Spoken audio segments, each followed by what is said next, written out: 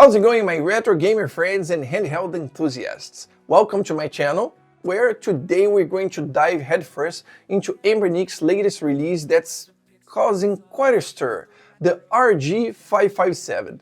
The 556 was already a great device, and we're going to see if this newer model is worth the upgrade. I'm Gilly from the Retro Oasis. Welcome to the Oasis.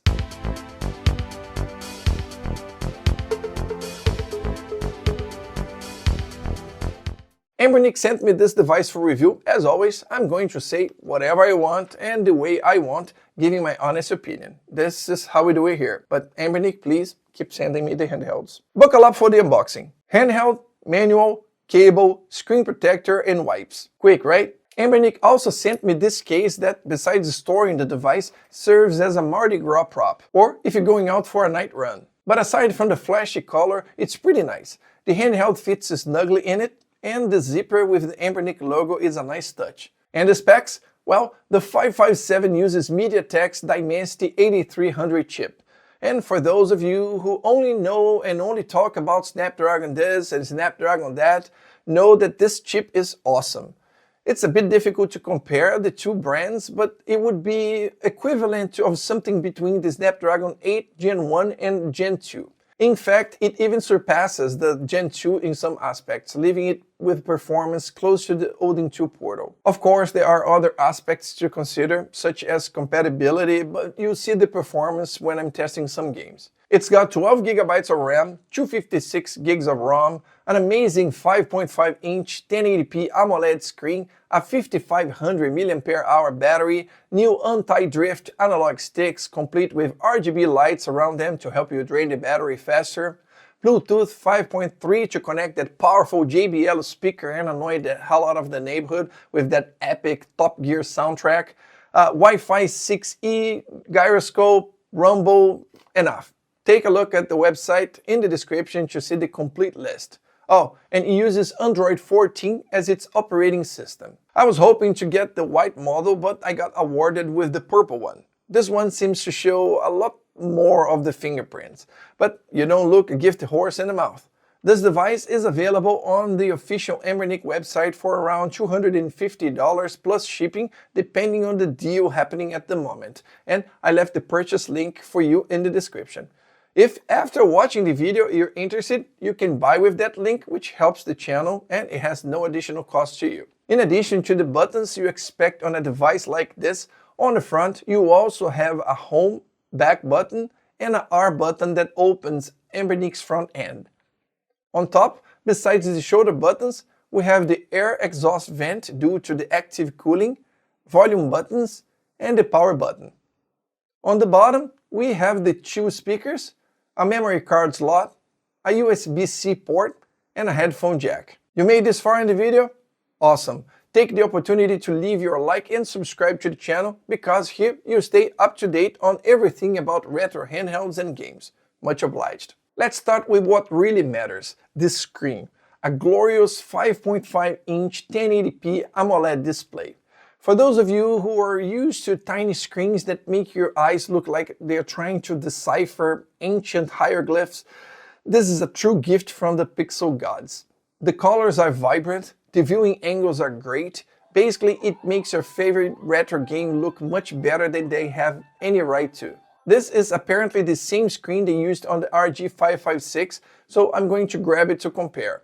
And along with it, we have the Retroid Pocket 5, also with a 5.5-inch 1080p AMOLED screen. All three displays are awesome and very similar in terms of brightness, but with the RP5s being slightly brighter than the other two competitors. The difference is minimal, if there is any at all, between the 556 and the 557. Now, in terms of colors, the Retroid Pocket 5 definitely comes out on top. The colors are warmer and more vibrant on the RP5. But folks, most people aren't going to put one screen next to the other to compare. You can see the difference side by side, yes you can, but the 557's screen is great and you can't go wrong with AMOLED. Well, let's move on to the buttons, starting with the D-pad. It's the same used on the RG556, no change here. And as I said on the 556 video, it's quite reminiscent of the Steam Deck D-pad, which I don't think it's a bad thing. I like these smooth D-pads without any grooves. If you really like fighting games, you end up saving a lot of money on band-aids since they don't exfoliate your finger. In my opinion, they're not as good as the ones Retroid and AYN use on their devices, the PS Vita style, but I can't complain as my moves came out very smoothly in Street Fighter 3. And unlike the previous model, I didn't have any problems with false diagonals on this one. Now the thumbsticks. Oh, the thumbsticks. The big surprise is that they don't have Hall sensors, which are currently the cream of the crop for analogs. But no, not anymore. We have a new top dog in the area. Anbernic describes these analog sticks as, hold on a second, high-resolution anti-magnetic interference capacitive joystick. So you're right if that was the name you were thinking of. So they didn't say it in so many words, and they use quite a few words, but I believe these are thumbsticks with a new technology called TMR, for tunneling magnetoresistance. Every day is a school day with Retro Oasis. TMR is better than Hall sensors because they are much more precise, capable of capturing the smallest movements, in addition to consuming much less battery. Okay, they're better than Hall sensors, but man, look at the size of these things. They're tiny. Just compare them with the 556. Or even the ones that Anbernic used on the RG406H, which are the same one Retroid and AYN are currently using it. Playing with them is the same thing as using a ping pong paddle to play tennis. But despite this, I must say they're smooth and have a very similar resistance to these on the Odin 2 Portal. Oh, and if you haven't seen it yet, check out the review of this device here on the channel. But the range here is definitely much smaller. To be honest, I tested it extensively with xCloud playing the Elder Scrolls 4 Remastered, and to my surprise, they're incredibly precise and easy to aim. I even went back to the Odin 2 Portal and tested the same game and came with the conclusion that to me, it's easier to aim on the 557, even though they are smaller. They have lower latency than Hall sensors, which makes them even better for streaming. But don't worry, this information hasn't been confirmed yet, but it seems Anbernic will send analog caps along with the handhelds, so that those of you who, like me, have Yeti hands can have a better experience. And since Anbernic, just like Retroid and AYN, likes to party, they put a rave in your hands with these RGB lights around the sticks. I set green when I play Xbox Game Pass, blue for PlayStation 2, and red when I play Nintendo Switch. I'm joking, okay? I turned this nonsense off because the only purpose is to drain the battery. But at least they did a good job here and the lights really stayed around the sticks. On the 556, there was so much light bleed that at night I had to play with a welding mask. The face buttons like the D-pad are the same as on the 556. Other than that, they are meh, face buttons. Nothing special. They simply do their job very well. They're glossy with a medium to long travel, and when pressed, they sit well above the shell. And best of all, they're very quiet. Even more so than the ones on the 556, which makes me think they changed something here. And for the better.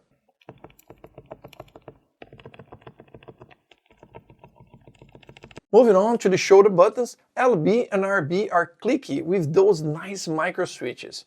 You know that satisfying sound that makes you feel like you really pressed something important? Well, these bumps have plenty of it.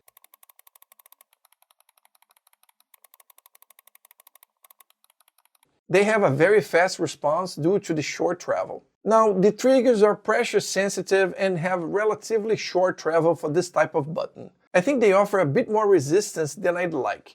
I wish they were a little softer. I must say they're not the best option available on the market right now, but they'll do the job on a GameCube emulator or playing a game on xCloud. Now, check out the size compared to other devices.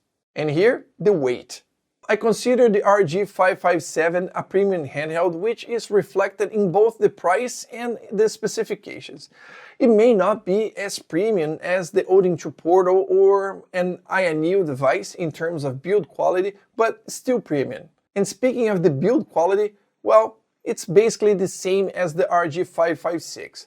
The 557 is just an improved version of the previous model. And what bothered me in the previous one continues to bother me here. Since this plastic is transparent, it gives the impression of being a somewhat cheap toy. But it also doesn't seem like it's going to disintegrate if you look at it too hard. I honestly don't know if the white color gives the same impression. Nothing wrong with the shell or its cuts, everything fits together nicely here. It's just really hard to ignore this plastic they used. It's a fingerprint magnet and you can see them very easily. Let's talk about ergonomics, which for me is one of the strongest points of this device. Just like the display, of course.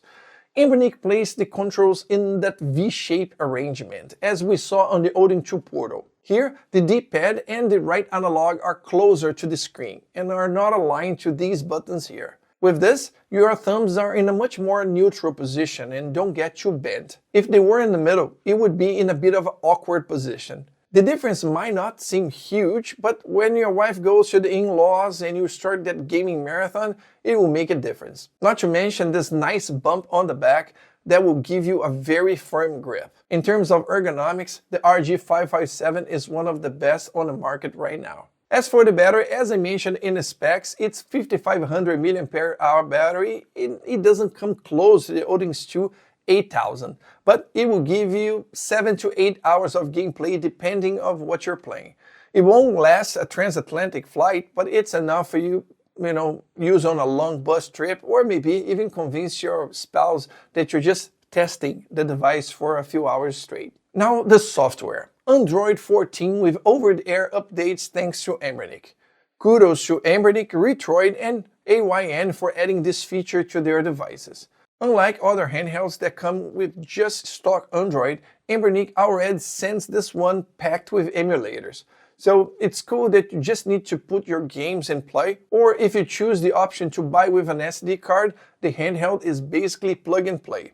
But usually, most of the emulators are already somewhat outdated, and I manually update them or even install everything from scratch. I'm planning to do a step-by-step guide for the initial setup of Android handhelds that will be universal. It will even work for Android smartphones if you want to use your phone for gaming. I just need some time for that. In addition to the emulators already installed here, you'll find apps like Moonlight to stream games directly from your PC, and this rare gem here called retrooasischannel, which is nothing more and nothing less than a little store for you to download ROMs for free. So for you who doesn't want the hassle of transferring all the games you physically own, all the cartridges, the CDs to digital format, for you who are short on time but who have these games, this little store comes in handy.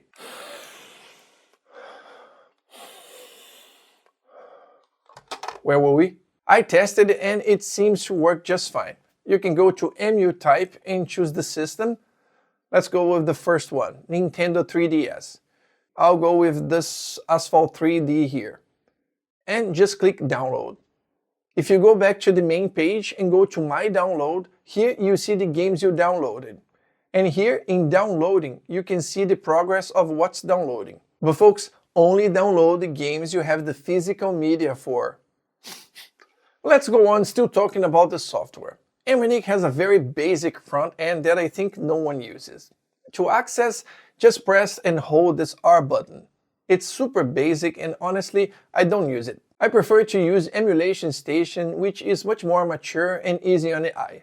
And for the love of God, it costs about $5 and you only need to pay once and you get all the updates, so it's really worth it. Just one thing I noticed, and I think it's because Anbernic software, you can download themes from it. Look at the Odin 2 portal. I've already changed the theme, and if I press start and go to UI settings and then theme downloader, I can see several themes available here. On the RG557, if I go to the same option, this error message appears, which basically says that Emulation Station doesn't have access to the folder it needs to put the themes in. So if you're a power user, you download the themes separately, put them in the correct folder, and they will be available here. But man, it's a lot of work if the app already does it automatically. So as of now, specifically on the RG557, you'll only be able to use this theme if you don't want to go through all the trouble. But still, Emulation Station is much better and has many more features than Anbernic's front end.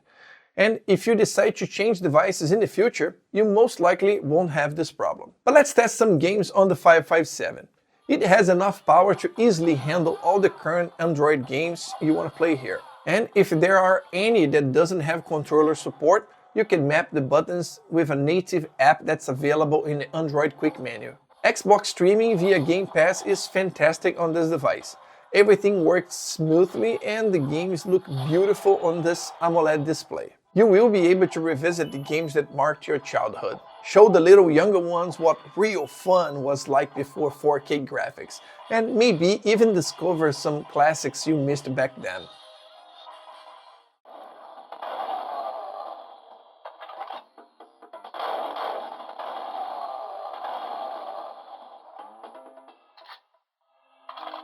PlayStation, Nintendo 64, Sega Saturn and Dreamcast run effortlessly with optimized graphics.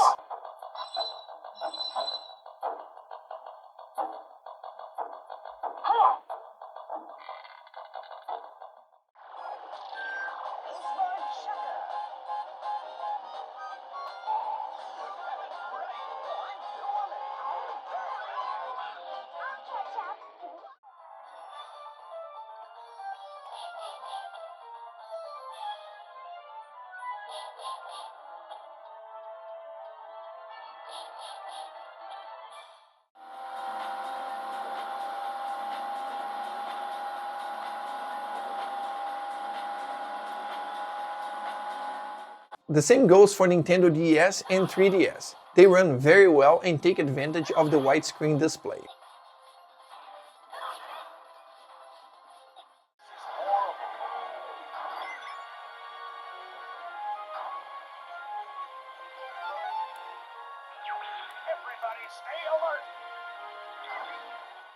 And speaking of widescreen, PSP and Wii U, being 16:9 systems, will also look beautiful in full screen.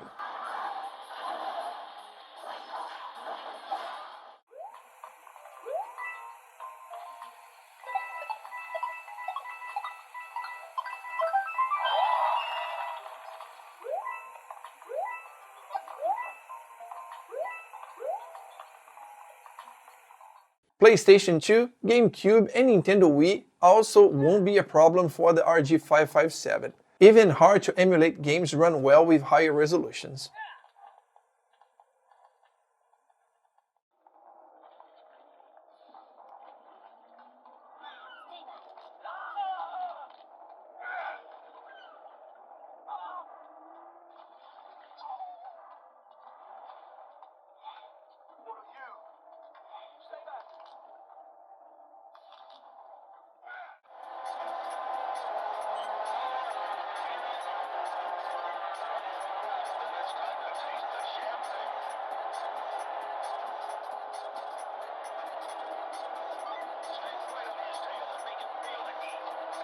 It was on the PS Vita that I started to see some compatibility issues. Look at Street Fighter vs Tekken menu.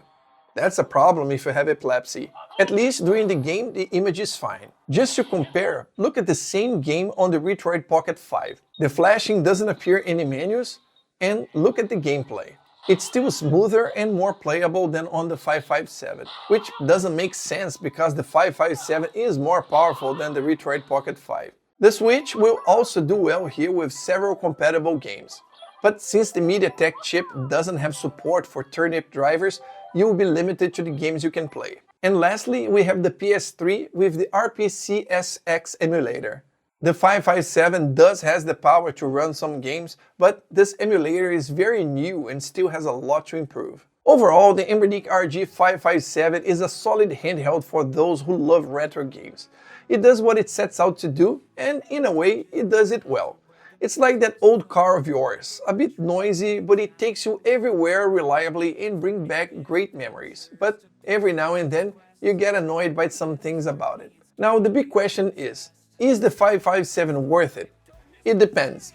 The Retroid Pocket 5 is a bit cheaper, has a more premium build, also has an AMOLED screen, more robust software, and a Snapdragon 865 that won't give you compatibility problems in some games. But on the other hand, it has less power, the analog sticks are an older model, and its ergonomics don't even come close to the 557's, which is infinitely better. You can also consider the Odin 2 or the Odin 2 Portal, and don't get me wrong, these are devices that I recommend with my eyes closed if you have the money for. But they are handhelds that reflect the quality in their price tag. But as always, it's up to you to decide which device will best suit your needs. I have the reviews of the Retroid Pocket 5, the Odin 2 and the Odin 2 Portal here on the channel to help you decide. Don't forget to leave in the comments what you thought about the RG557 and which retro games you think you would play on it. But before you clicking on this review here, like, subscribe and follow us.